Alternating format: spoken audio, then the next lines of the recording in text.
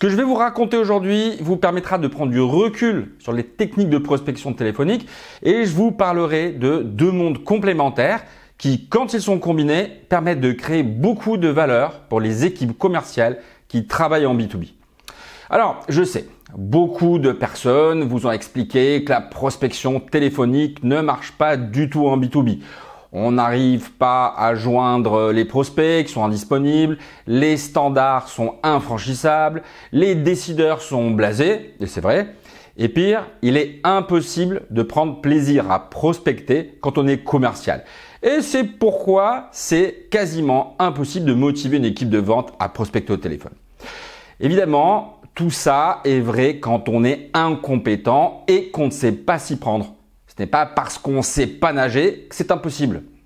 Donc, je vais mettre de la perspective dans tout ça et je vais bien vous expliquer ce qui se trame derrière les thématiques de l'automatisation.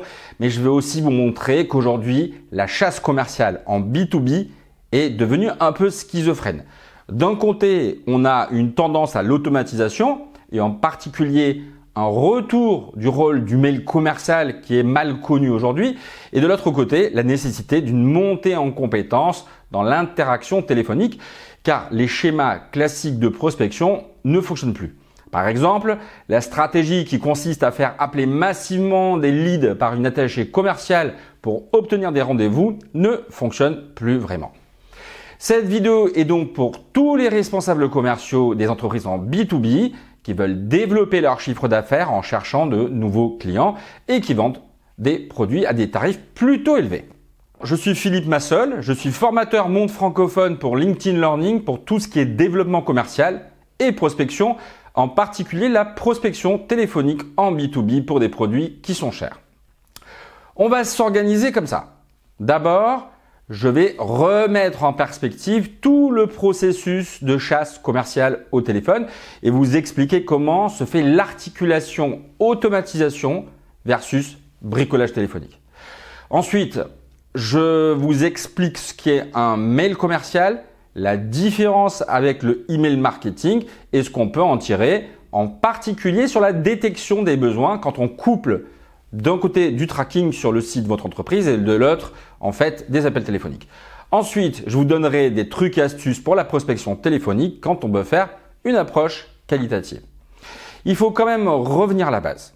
Depuis quelques temps, il se passe beaucoup de choses dans les méthodes de techniques de recherche de nouveaux clients en B2B avec de nouvelles méthodes d'automatisation et d'anciennes techniques hyper efficaces qui reviennent en force. Il y a un truc étonnant, c'est que pour être vraiment efficace, il va falloir mélanger deux mondes. Un facile à mettre en place, même s'il faut une certaine compétence dans la rédaction de vente, et l'autre plus difficile dans la création d'une relation émotionnelle avec des prospects. Je vais tout vous expliquer, ce qu'il faut faire, dans quel ordre et pourquoi. Je vais vous expliquer comment on articule l'automatisation avec la personnalisation et la création d'un lien psychologique. Au fur et à mesure, plutôt que de survoler le thème sans rien approfondir, je ne vous parlerai pas de tout, mais je vais vous donner des astuces psychologiques qui ont parfois un effet incroyable en prospection téléphonique en B2B. Je vais aussi vous expliquer comment techniquement résoudre les problèmes d'automatisation. Et pour cela, on parlera de ce qui permet d'obtenir des rendez-vous commerciaux automatiquement. Mais c'est allé un peu vite pour l'instant. Revenons à la base. La crise du Covid a fragilisé de nombreuses entreprises, mais aussi leurs clients. Par conséquent, le besoin de trouver de nouveaux clients ou de nouveaux marchés en B2B devient un problème aigu. Alors, si ce n'est pas votre cas, ce n'est pas la peine de regarder la suite de cette vidéo, vous allez perdre votre temps. La prospection téléphonique était largement utilisée en B2B, puis avec l'arrivée d'Internet et sa promesse d'une prospection facile et sans effort, la prospection téléphonique a commencé à décliner. Ça allait encore quand tout le monde était optimiste et qu'il y avait de l'argent et même les commerciaux médiocres étaient capables de vendre. Mais avec la crise du Covid, ça a changé. D'une part, les mauvais commerciaux ne vendent plus, mais il y a pire. Les produits ou services considérés comme des nice to have se vendent beaucoup plus difficilement. Il va donc falloir être beaucoup plus impactant au niveau commercial. Commençons au départ du processus de prospection. Avant, il fallait des dizaines de personnes qui appellent à froid pour trouver des prospects. Aujourd'hui, on va les remplacer par un système automatique qui va permettre un truc: détecter automatiquement le besoin d'un lead et créer un alibi, c'est-à-dire une bonne raison d'appeler un prospect ou un lead. Mais avoir un alibi d'appel et ne pas l'exploiter, ça ne sert à rien. Or, c'est très souvent le cas. Or, l'automatisation, ça ne vend rien. Ça crée seulement des alibis pour ensuite appeler et créer du lien avec un prospect et lui vendre. L'exemple typique, c'est une entreprise avec un site internet sur lequel elle présente 30 références produits différentes pour des usages différents. Aujourd'hui, on est capable de traquer le comportement du visiteur tout en arrivant à avoir son mail par recoupement de bases de données. Par exemple, on se rend compte qu'un visiteur a visité 5 fois une page produit en particulier. L'info est là et on se rend compte que beaucoup d'entreprises ne font rien. C'est un peu idiot parce qu'on peut suspecter que le visiteur vient plusieurs fois sur cette page parce que le produit résout un problème pour lui. Ce serait dommage de ne pas en profiter, surtout qu'il est possible aujourd'hui de mesurer à la fois le comportement des visiteurs d'un site et avoir son mail. Le problème est que les commerciaux n'exploitent pas l'information, tout simplement car ils ne savent pas exactement comment s'y prendre. Et c'est parce que peu d'entreprises connaissent les enjeux réels du email commercial, qui est souvent confondu avec le email marketing. Certaines essaient de vendre des produits ou services par mail, ce qui est le rôle du email marketing. Sauf que ça marche pas. Ça marche pas parce qu'on peut pas vendre en B2B en envoyant des mails. On vend parce qu'on crée du relationnel et que les prospects nous aiment bien. Je ne vais pas rentrer dans le détail technique, mais ça s'explique grâce à un outil d'analyse qui s'appelle la typologie des systèmes compétitifs. Et c'est un outil qui permet d'identifier les enjeux relationnels dans la relation commerciale en fonction du type de compétition. Du coup, en B2B et pour des produits chers, il ne faut pas faire du email marketing, mais du mail commercial. Et c'est vraiment très différent à la fois dans l'objectif, mais aussi très différent au niveau technique. Le but n'est pas d'envoyer des milliers de mails au même moment à des tonnes de personnes différentes, mais d'envoyer de toutes petites quantités de mails à des prospects identifiés grâce aux données générées automatiquement. À la fois par l'observation du comportement des prospects en conditions réelles et grâce à des algorithmes de recherche d'informations. Et là, il n'y a qu'un seul et unique objectif. En mimant un mail pas du tout commercial, on essaye d'obtenir un rendez-vous téléphonique avec un super alibi. Et là, c'est toute la force du mailing commercial. Quand on est conscient de ce but, quand on comprend que tout l'enjeu est d'obtenir un rendez-vous téléphonique, on peut devenir efficace. L'idée est ensuite que l'automatisation draine des quantités choisies à l'avance de prospects vers l'agenda d'un commercial. Et ce qu'on veut, c'est que l'agenda du commercial ou des commerciaux se remplisse automatiquement. Du coup, ça devient carrément des conditions d'appel entrant hyper relax pour quelqu'un qui fait de la chasse commerciale. Et ça ressemble plus à de la prospection téléphonique à froid où on se prend des vestes 9 fois sur 10, en particulier quand le commercial est un peu moyen. Mais c'est là que ça se corse. En analysant des données, il a été montré qu'on pouvait mettre en place des automatisations incroyables avec des données exploitables, mais les commerciaux ne passent pas à l'action parce qu'ils ont la trouille d'appeler au téléphone. Oui, alors c'est incroyable, les entreprises gâchent des opportunités tout le temps par un manque de courage, mais pas seulement. Parfois, c'est juste que les commerciaux n'ont pas la compétence pour la chasse commerciale au téléphone. Ils ne savent pas vraiment quoi dire, comment être percutant ou encore comment créer du lien. Je résume un peu. La recherche de nouveaux clients est un processus en 2 étapes. Une étape automatisable et une étape non automatisable pour laquelle il est nécessaire d'avoir des compétences pointues pour créer du lien et raconter une histoire qui passionne le prospect. Je vais tout de suite passer à des explications techniques et vous donner des astuces techniques pour réussir vos mails commerciaux. Je vais vous montrer comment on automatise ça. Ensuite, je vais vous expliquer une règle psychologique fondamentale pour apprendre à créer du lien au téléphone, raconter des histoires très impactantes et que les prospects sauront facilement retenir, par exemple, pour vendre l'idée en interne. On va tout de suite passer à la partie astuces et techniques, mais je vous rappelle qu'on est en train de parler de chasse commerciale et je vous ai expliqué que la recherche de nouveaux clients est un processus en 2 étapes. Une étape automatisable et une étape non automatisable pour laquelle il est nécessaire d'avoir des compétences pointues pour créer du lien et raconter une histoire qui passionne le prospect. On va commencer avec la détection de prospects et on va voir comment utiliser le courrier électronique pour présélectionner les personnes les plus ouvertes à la discussion et les plus susceptibles d'avoir le besoin que résout votre produit ou votre service. La philosophie générale est simple. Vous sollicitez un lead, un décideur potentiel pour un entretien téléphonique. Le mail doit être très court, très percutant et n'avoir qu'un seul objectif, avoir le lead au téléphone. Et pour cela, votre mail conduira le lead qui pourra être intéressé vers un agenda automatique dans lequel il pourra prendre rendez-vous sans qu'il n'y ait de fastidieux aller-retour pour choisir une date qui convienne le mieux. Il existe des solutions techniques qui vont même plus loin. On va être capable de trouver les centres d'intérêt du visiteur d'un site internet, trouver son mail et le lancer dans un scénario de plusieurs mails de relance dont tous ont un seul objectif, obtenir un rendez-vous téléphonique.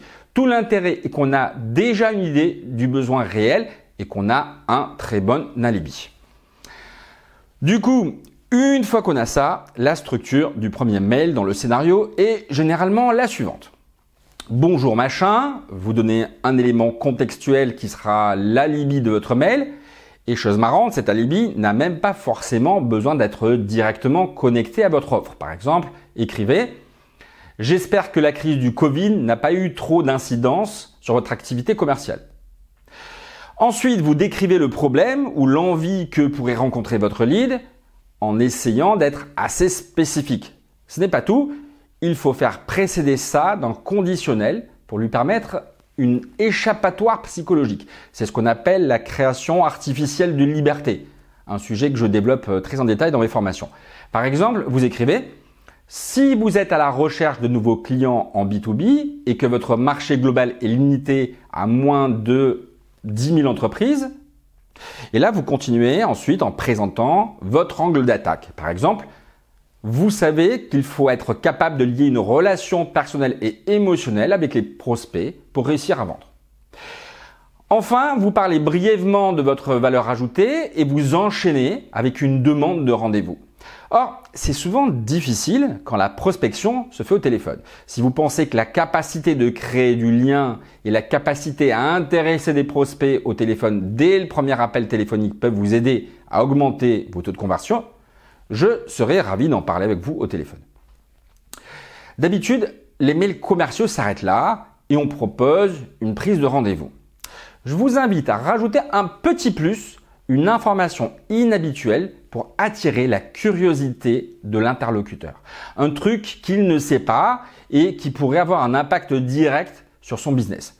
Par exemple, dans mon exemple, je vais rajouter « Il y a vraiment plein de thèmes passionnants sur le sujet, parfois même étonnants, comme l'impact de la posture sur les niveaux hormonaux du cortisol et de la testostérone et la conséquence que ces hormones du stress et de la dominance peuvent avoir sur l'amélioration de la prospection téléphonique. » Au-delà de l'accroche, ce bout de phrase permet de se démarquer de l'approche classique et la perception d'un mail automatisé diminue.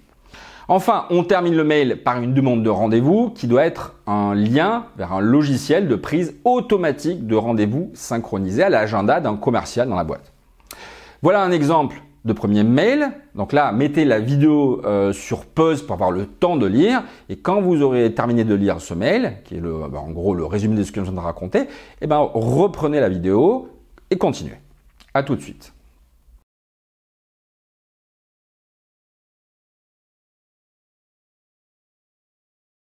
Alors, petite parenthèse commerciale, si vous êtes responsable commercial d'une entreprise avec au moins 5 commerciaux et que vous recherchez de nouveaux clients en B2B, le lien dans l'exemple est mon planning réel et vous pouvez y aller si vous voulez parler prospection téléphonique avec moi, car je peux vous aider à monter en compétences. Mais avant de vous donner des astuces directement liées au téléphone, on finit sur le mailing commercial.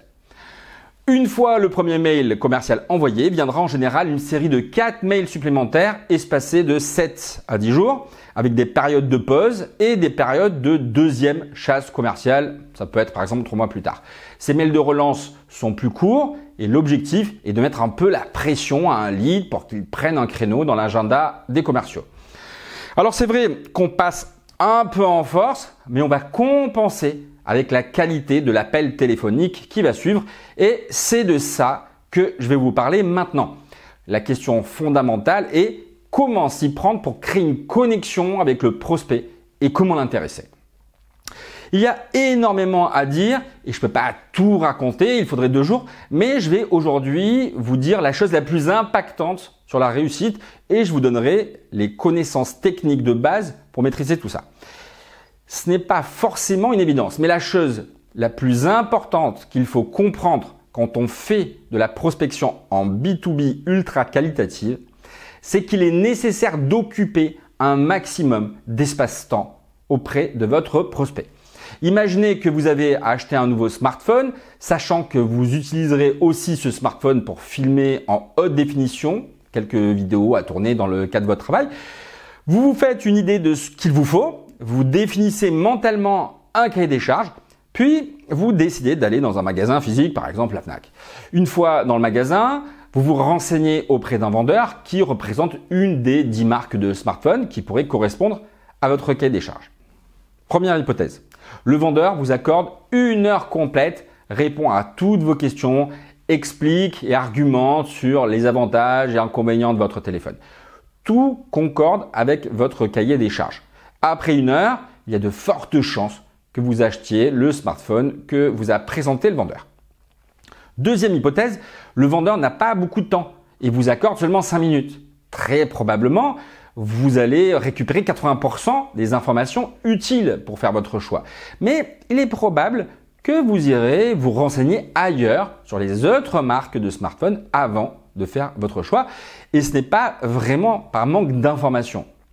En réalité, pour résoudre un problème ou faire un achat, on accorde inconsciemment un certain temps maximal au-delà duquel cela ne vaut plus la peine de dépenser de l'énergie et du temps à faire des choix. Il faut passer à l'action. Pour acheter un nouveau smartphone, si le temps accordé a priori pour choisir un modèle est d'1 heure, le vendeur qui occupe 1 heure d'espace-temps ne laisse plus d'énergie mentale à l'acheteur pour acheter ailleurs. Son quota est épuisé. À l'inverse, si le vendeur n'occupe que 5 minutes d'espace-temps dans l'heure inconsciemment dédiée à choisir un smartphone, l'acheteur va continuer à réfléchir et se renseigner jusqu'à atteindre ce quota. Finalement, on n'achète jamais le meilleur rapport qualité-prix, on achète toujours la première solution acceptable dans le cadre du temps qu'on accepte de passer à prendre une décision. Plus vous arriverez à occuper d'espace-temps chez un client en B2B et plus vous augmentez votre probabilité de vendre. Conclusion, en B2B et quand les produits sont à forte valeur ajoutée, vous devez occuper de l'espace-temps chez votre interlocuteur. Et le but n'est pas forcément de faire un maximum d'appels dans la journée, mais de faire les appels les plus longs possibles. Maintenant, restez bien jusqu'à la fin de la vidéo, car je vais vous expliquer dans quel cas il faut faire exactement le contraire de ce que je viens de vous dire. Revenons au cas où vous vendez des produits à forte valeur ajoutée en B2B. Dans ce cas, comment tenir longtemps au téléphone? Premièrement, en racontant des choses intéressantes. Et pour les rendre intéressantes, il est nécessaire d'y ajouter un ingrédient important, l'émotion. En effet, en parlant au cerveau émotionnel de votre prospect, cela lui permettra de mieux retenir ce que vous racontez et votre prospect sera même capable d'en parler à d'autres personnes de l'entreprise plus facilement. Pour que quelque chose soit intéressant, tout en touchant les émotions, il faut que ce que vous racontiez ait la structure d'une histoire. En anglais, on appelle ça le storytelling. Il faut donc faire du storytelling de vente. Comme par ailleurs, il faut tenir longtemps au téléphone, il faudra avoir plusieurs histoires prêtes à l'emploi que vous utiliserez en fonction de ce que vous dira votre interlocuteur. Ces histoires ne peuvent pas être improvisées car elles doivent suivre une structure bien particulière. Et ce qui est génial, c'est qu'on a une continuité incroyable dans la structure d'une histoire, que ce soit une histoire de vente, un dessin animé, une étude de cas ou n'importe quoi d'autre. C'est toujours dans l'ordre suivant pour plein de raisons que je ne peux pas résumer en 10 minutes. Premièrement, la description d'une situation. Deuxièmement, la description d'un problème. Troisièmement, la description des conséquences négatives du problème. C'est une partie ultra puissante de l'histoire car elle s'adresse au cerveau reptilien du prospect et active des émotions. Et j'en dirai pas plus pour l'instant. Quatrièmement, la description du gain pour le client de trouver une solution qui correspond à ce que vous vendez.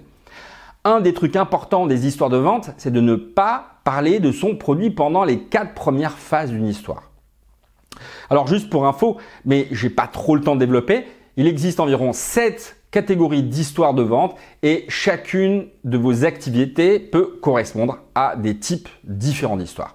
Autre chose hyper importante, c'est une erreur faite par ceux qui ont franchi le pas et racontent une histoire de vente, c'est de penser qu'il est suffisant de connaître une bonne anecdote, une bonne histoire à raconter. En réalité, créer une relation interpersonnelle avec votre prospect nécessite de tenir longtemps au téléphone et une seule histoire ne sera pas suffisante. Vous devez connaître toute une palette d'histoires qui portent sur divers sujets en rapport avec les attentes de vos clients. Par exemple, si comme moi, vous devez vendre des formations à la prospection téléphonique, il y a une histoire de vente qui prouve qu'il est important de tenir longtemps au téléphone. Si le prospect indique qu'il prospecte aussi beaucoup en porte-à-porte, il faut avoir une histoire à raconter en lien avec le porte-à-porte, etc. Il faut considérer les histoires de vente comme des outils d'argumentation et de conviction puissants qui doivent être utilisés au bon moment. Inutile d'utiliser un tournevis pour enfoncer un clou ou un marteau pour enfoncer une vis.